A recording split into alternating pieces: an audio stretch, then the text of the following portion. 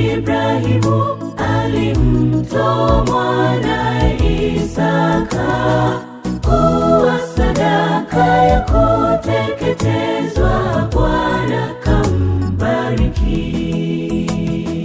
Kwa imani hata Ibrahimu alimtoa mwanae Isaka kuwa sadaka ya kuteketezwa, Bwana kambariki. Twahitaji imani thabiti, imani isiyotikiswa na chochote, dhoruba zijapo, tumaini lipo kwa Yesu.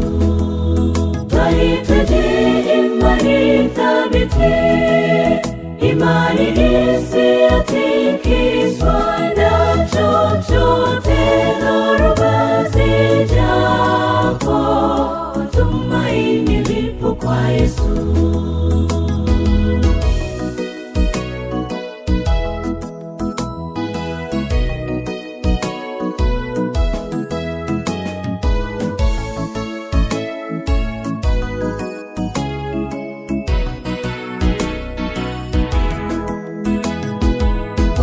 Imani tutafanikiwa kama tukimtumaini Mungu na siyo kumtazama mwanadamu, yeye hubadilika.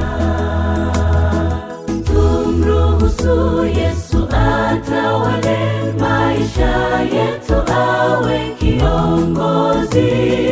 Hakika tukijenga imani kwake tutaokoka.